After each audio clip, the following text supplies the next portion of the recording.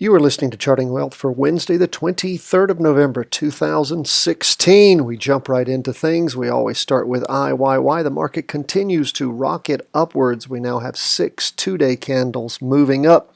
We see the PPO, what we used to call the MACD, it's the price percent oscillator, continues to arc upward, actually is bent even further going up along with the derivative oscillator. And as we look intraday, we see on our 4-hour chart that we had lots of strong movement in the morning, not quite as much movement in the afternoon. We are pretty much running parallel with the PPO.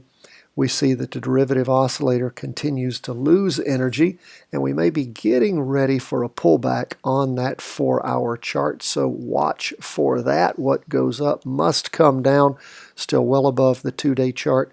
Remember, our 4-hour chart, our weekly chart is still in a downward move, although it is crossing over. We won't call that until Friday after the close of the market, but it does look like we've had enough up movement to actually pull the total market, even on the weekly chart, into an up movement. So we shall probably be calling that on Friday unless there's a lot of down movement on that half day, because of course the markets will be closed for Thanksgiving on Thursday.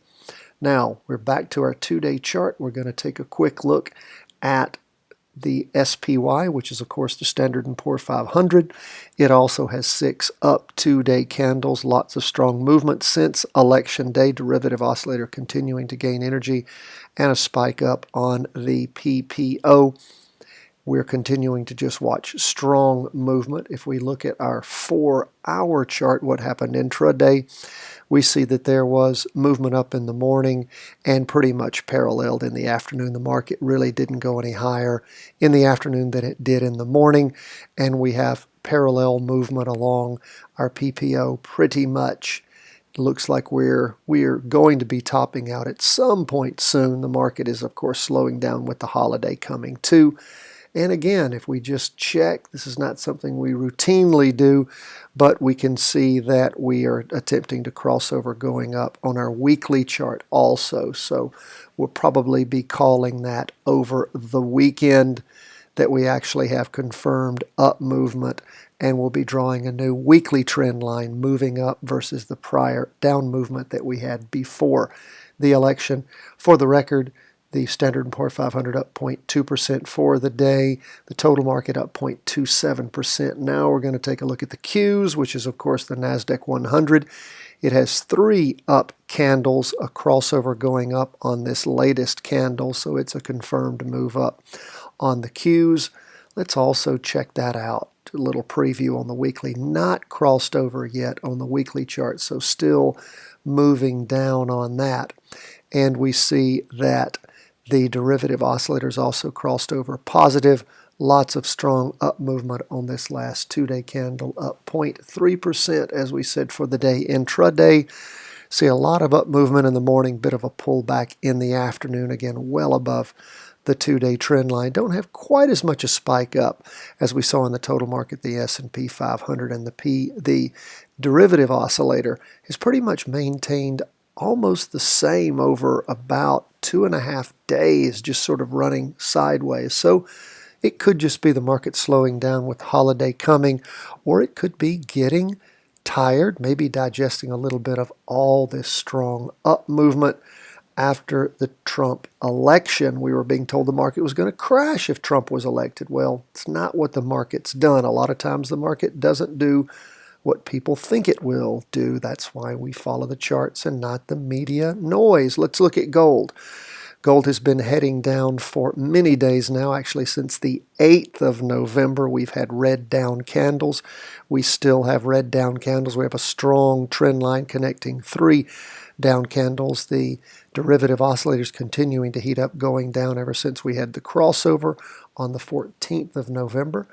We have down movement 0.03% for the day. If we look at the 4-hour chart, what do we see? We're still below the weekly, well below the weekly and below the 2-day.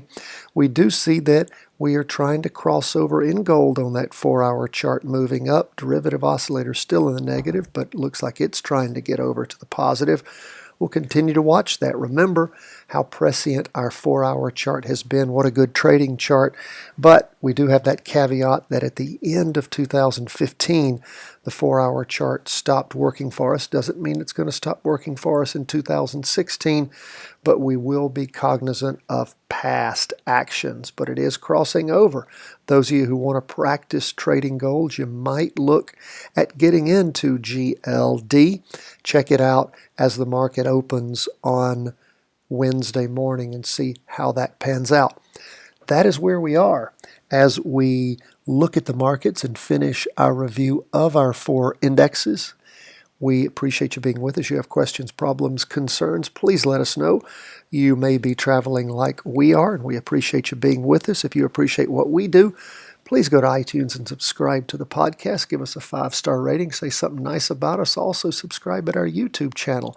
We always love to hear from you. You can subscribe to our daily newsletter where we email this podcast to you. It's very easy to do. Just go to chartingwealth.com. Let us hear from you. Thank you so much for being with us. Your questions, problems, concerns, we'll attempt to address. See all of our training at the website, at our YouTube channel, and on iTunes. God bless. Wish you the best, and happy Thanksgiving from chartingwealth.com.